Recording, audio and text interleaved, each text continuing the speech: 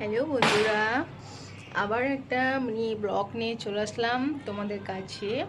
তো তোমরা সবাই কেমন আছো অবশ্যই জানিও আমাকে কমেন্টের মাধ্যমে। আর এই জাস্ট এখনই অফিস থেকে আসলাম, এখন বাজে হচ্ছে 8:15।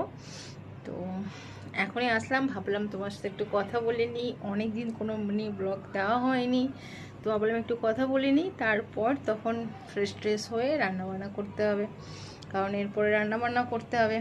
তো সেই জন্য ভাবলাম জাস্ট একটু কথা বলে নিই তোমাদের সাথে, তোমরা কেমন আছো কি এসব। আর আমাকে এভাবেই সাপোর্ট করো, তোমরা এভাবে ভালোবাসা দিও, সবসময় পাশে থেকো। আর এর আগেও বলেছি, আমি যদি সবসময় তোমাদেরকে সঙ্গে সঙ্গে কমেন্টে রিপ্লাই করতে পারি না, বাট আমি রিপ্লাই করি, তাদের কমেন্ট দেখি এবং রিপ্লাইও করি, কিন্তু সঙ্গে সঙ্গে সেটা হয় না। কিন্তু আমি সেটা সেই দিনে আমি করে দিই, কারণ আমি যেহেতু কাজে যাই, ডিউটিতে যাই, আমার 10টা থেকে 6টা টাইমিং ডিউটির। তো আমি যেহেতু ট্রাভেল করে যাই 2 ঘন্টা, তো আমার সব সময় সময়টা হয় না, তখন আমি দিতে পারি না সময়টা তোমাদেরকে। তো তোমরা প্লিজ কিছু মনে করো না, আমাকে এভাবে ভালোবাসা দিও, সাপোর্ট করো।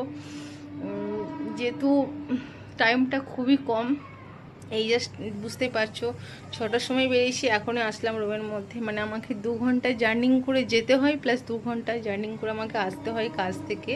তো সেই জন্য সবসময় ট্রেনের মধ্যে থাকি, বাসের মধ্যে থাকি, সবসময় রিপ্লাই করা হয় না। কিন্তু হ্যাঁ, আমি অবশ্যই তোমাদের কমেন্ট দেখি, রিপ্লাই করি, তোমাদেরকে ভালোবাসা দিয়ে আসি। প্রত্যেকের পরিবারে গিয়ে আমি SMS করে আসি, কমেন্ট করে আসি, এবং প্রত্যেককে আমি রিপ্লাই করি। তো এভাবে পাশে থেকো, এভাবে অনেক ভালোবাসা দিও, তোমাদের আশীর্বাদে ভালোবাসাই যেন আমি আরও বড় হতে পারি। তো সবাই একসাথে চলো ফেসবুকে কাজ করি।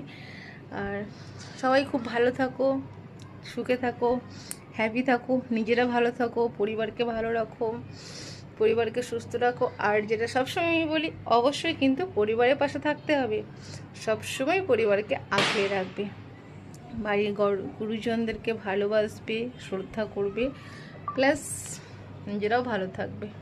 তো চলো, আজকে এই পর্যন্তই। এখন ফ্রেশ ট্রেশ হবো। তো এখন রাত্রি হয়ে গেছে, এই যে দেখতে পাচ্ছ অন্ধকার। তো চলো, পরে আবার কথা হবে। টাটা, বাই বাই, ভালো থেকো, সাবধানে থেকো, ঠিক আছে? টাটা।